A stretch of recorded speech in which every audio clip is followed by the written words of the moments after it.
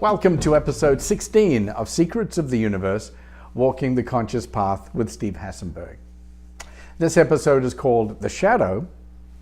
And Steve, I know one of the things you're going to talk about is the fact that we all have light and darkness inside of us. What do you mean by that? So lightness and darkness also means part of us is conscious, part of us is unconscious. Light and dark doesn't mean that it's just dark, it means it's unhidden, it's unlit. And so if we go back to 2 episodes ago, we were talking about the soul is creating circumstance ahead of us to some degree. There's freedom of choice. Human beings, it's called, the earth from a metaphysical point of view is called a free choice realm. We have free choice. We can choose to love, we can choose to hate, we can choose to worry, we can choose peace. We would have to learn how to do that, but we can make choices about that. So the earth is a free choice realm. In terms of the personality, before we get here, the personality is woven, as we are talking about, from the different experiences that we've had in all of our different lifetimes. And we're talking about unresolved experiences or dreams that haven't been met, expectations that we've had about an earth experience that we haven't met as well. The personality is woven with things. So let's say in a past lifetime, I was somebody who blamed others often. I felt like a victim, but I blamed other people for what befell me. What befall me, right? I considered myself a victim to outside circumstances. It's possible that in another lifetime going forward, the blame that I had, the judgment, the criticalness, the maybe even hatred would be put inside of myself. I wouldn't like myself. I would hate myself. There would be self-loathing. Why would the soul do that? The soul would do that because it was creating a situation where you were ready to face these things and not blame somebody else. Now it's possible you could be in this condition and not face yourself and run away from it. Maybe you'd become an alcoholic. Maybe you'd try to get rid of the pain. Maybe you'd smoke weed. Maybe you'd be an alcoholic. Maybe you just go to church a lot. Find ways of suppressing that part of ourselves that we don't want to face. Now, the shadow is a word that came from Carl Jung. And when he used it, he said, this part of ourself that's unconscious contains negativity. I'm saying it's negativity from past times that's unresolved, but it also contains the cosmic part of us. So what's inside is cosmic, what's inside is also very human. And so the personality is made of both. And when we were talking before the shoot, what I was talking to you about was the fact that on a spiritual path, it's often the case, and it's the reason why I wanted to talk about the shadow today, it's often the case that what's difficult to face inside of ourselves, we run away from. I ran away from it. I mentioned this before. The pain, I was running from the pain of my childhood. And I was running into spirituality. Now, I had a lot of great spiritual experiences, but as I said before, I came back from Europe where I was on these long meditation courses, and I came back and I fell into depression after a few weeks. I didn't face that depression, and I kept going back to try to get higher. Right. I'd come home and get lower, and this went on and on. And I realized finally there were things inside of me, the shadow, that I wasn't facing, and I started doing psychotherapy. And I had to make sense and make friends with things inside of me that I didn't like. So the shadow has this aspect. in order to attain freedom, to attain more happiness, to be more effective, it's not just practicing mindfulness. It's very important. It's not just practicing meditation. It's also facing ourselves in very, very powerful ways, facing part of ourselves that we might think of as dangerous or overwhelming. Overwhelming is a word that pops into my head, or did pop in while you were talking about that, because for the average person, knowing how to deal with it is beyond them. Right. So should they contact someone? Should they read? should they use Dr. Google? You know, how do they find that way to take that step to confront the darkness, the shadow? Well, for most people, at least in our culture in the West now, psychotherapy, group therapy is something, family therapy, I do all of those things, is something that's very common. Mm-hmm. People go to couples therapists when they're having difficulty in their marriages. So we can begin, people read self-help books. Self-help books sell a lot, right? Millions and millions of people are reading self-help books all the time. The wellness industry in the United States is not always about facing yourself directly. Oftentimes it's going to a spa, which has its value, to slow down. People need to slow down. People need to withdraw from 14-hour days. People need to spend more time with their families or spend more time with their friends and dogs. We're too wrapped up. All of those things help in facing ourselves. Even taking an argument that you may have had with somebody and making a decision that you really want to resolve it. Reach back out to that individual. When you reach back out, you're facing parts of yourself that you didn't want to face. Mm-hmm.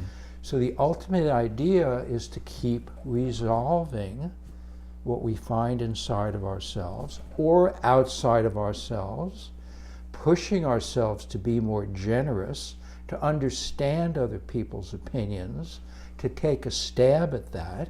We need to do that in this country.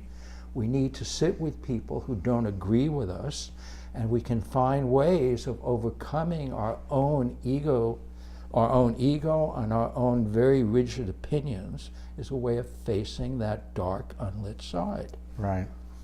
And we do naturally, we are rigid. We believe we're right. That's one thing I really learned from my wife, was to communicate, because being a guy, it was easier just not to talk about things. And so she taught me to communicate, talk. Right. And yeah, it's not fun, but it gets results. Yeah, you talk about your feelings. Yeah. And so men, historically, even young boys, don't talk about their feelings like women do. So when they get to be 23 or 25 or 30, they wind up in relationships where women are extremely articulate and have spent years thinking and feeling about who they are inside and working with those issues, and men come and go, well, what am I supposed to say, right? Yeah. And then they feel women become too dominant because women know what they want to say and men don't. Right. And that starts a different kind of cycle. So if we can sum up one part of this, it's to know that spirituality is not separate from the dark places inside of yourself. The dark places, again, the cosmic aspects and also the deeply human aspects, are being woven into the soul, being woven by the soul into the human experience in order for us to face. That's part of our journey. It's part of the adventure. Part of the adventure is dangerous, difficult. It wouldn't be an adventure otherwise. It wouldn't. Right. It's not fun, but it's important if we want to be the people we really want to be. Deeply loving, deeply caring, deeply knowledgeable, deeply successful. All those things come from facing ourselves. So instead of running from those places, we begin walking gently to the places that we're afraid of. I want to say, is there a guaranteed path? Like if you work on these things, Yes. if you communicate, Yes. if you maybe meditate or you Yeah. find love, you share love, Right.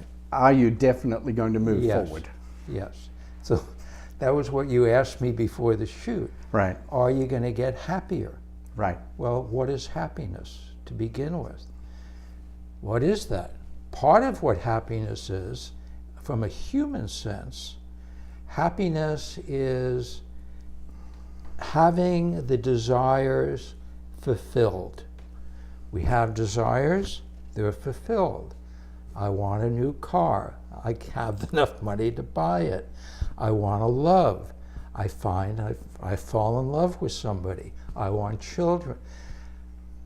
Fulfilling our desires is what humans say is happiness. Right. Okay? I can also see another side of that, and that is the grass being, ignoring the grass is greener type of instinct where, well, I want a better car, instead of just going, hey, my car is actually not too bad. Right. Or I want a more, that woman is super beautiful, instead of seeing that the woman you have, the wife you have, the husband you have, is actually pretty good, and you would see that from outside eyes.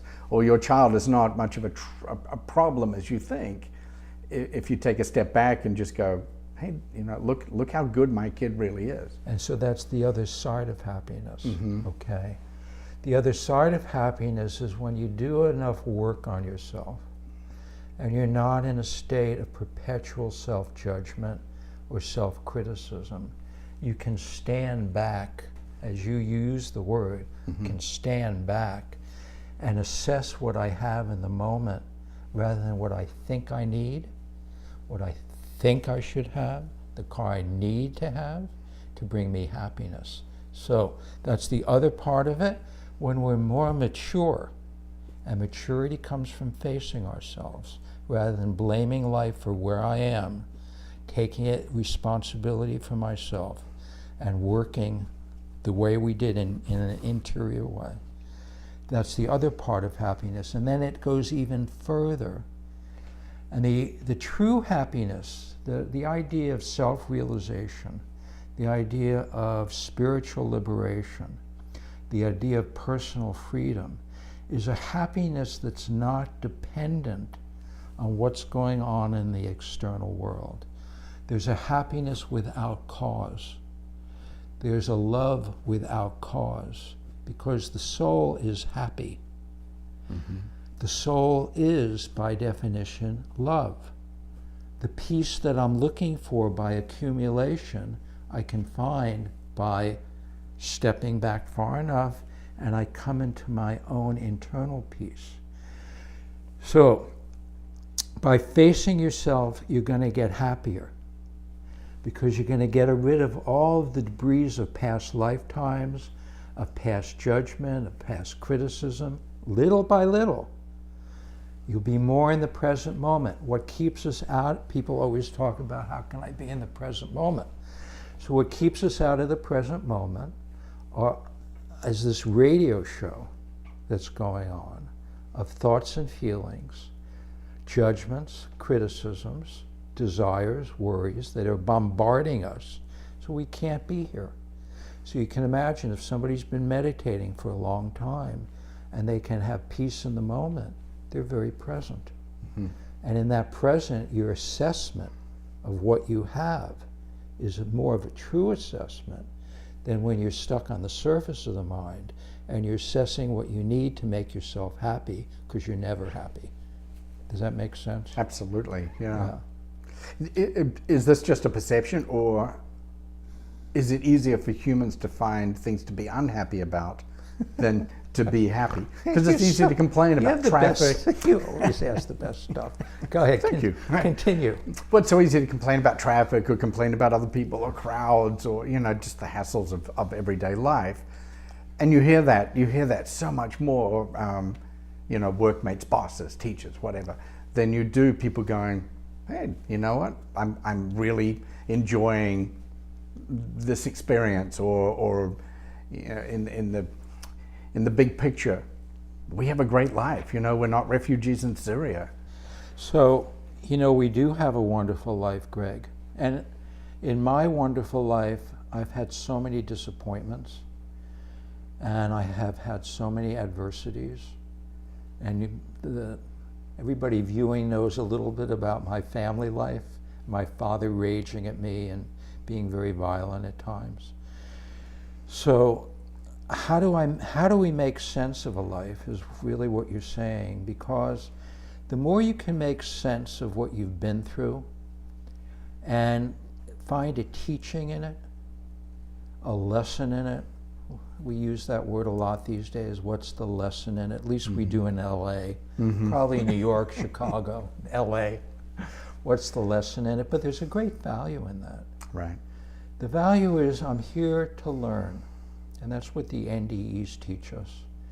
We're here to learn about life. So I'm going to ask every time, what's the lesson in it?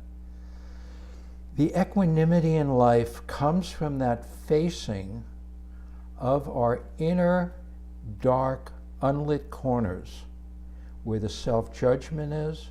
If there's a lot of self-judgment, and I work with this all the time in my office, if people are very self-judgmental, they have very little peace. If they have a lot of self-hatred, they have almost no peace. People without inner peace, even a little bit of it, tend to feel like victims, but they don't realize they're victimizing themselves 95% of the time. And what they do with that, if they don't face it, is they find somebody to blame. They're either going to blame the government, they're going to blame their wives, they're going to blame their friends, their family, and so they are in a blame-victim experience. And what I always find is, and anybody can try this out, if you start walking toward yourself gently and start facing what you find inside of yourselves, especially the self-criticism, and you start finding ways of working with it, either with a self-help book or going to therapy, doing it, even talking to a friend about it. As that is diminished, as that lessens, the blame stops. Because we blame to get it off of us. It's like we get the pain out of us by blaming somebody else for our circumstances. So happiness comes from that incremental movement of clearing out the debris, clearing out the garbage inside of us. A lot of good ways to do that. Mindfulness is wonderful. Clearing out the debris inside of us and becoming clearer and clearer inside, using life as something where we learn lessons from. And ultimately, the greatest happiness comes from being free inside. Thoughts become more peripheral, feelings become more peripheral, and we start living what our soul experiences, which is perfect peace and equanimity. I wanted to end this before we move on to the next segment with a poem from Rumi. Right. And you know I'm a Rumi fan. I do. Greg knows I have a Rumi band and we play occasionally. Poetry and music. Poetry and music. And I love Rumi because he brings up things that we're talking about right now. And this was written in the 13th century. So we know that people have been seeking happiness forever. Mm-hmm. People have been seeking freedom forever. People have been dealing with these self-judgments and criticisms forever. And he says, this is what I do with it. This is what Rumi does with it. And it's called The Guest House. A lot of people know this poem. It's one of my favorites. This being human is a guest house. Every morning, a new arrival, a joy, a depression, a meanness, some momentary awareness comes as an unexpected visitor. Welcome, this is Rumi's advice, welcome and entertain them all. Don't hide from it. Even if they're a crowd of sorrows who violently sweeps your house, empty of its furniture, still treat each guest honorably. He may be clearing you out for some new delight. The dark thought, there it is, the shadow, the shame, the malice, meet them at the door laughing and invite them in. Be grateful for whoever comes, because each has been sent as a guide from beyond. What we were talking about. Absolutely. Right? They're coming from the beyond. They're part of the weaving of the soul weaving the human and the human personality. So what's next? What's next? Episode 17, The Great Secret. Don't tell us the secret yet, but you can tease us. Yeah, here's the tease. You know, some people have been asking me who have been watching the series, they said, how did you come up with this idea? You know, did something happen? What brought it into your imagination? And I told them, I'm going to do the last part of the series, and in the very last one, I'm going to talk about where the inception started. So that's in episode 17. Thank you for watching episode 16 of Secrets of the Universe, Walking the Conscious Path with Steve Hasenberg. If you want to contact Steve, there are details in the credits at the end of this episode. I'm Greg Agnew.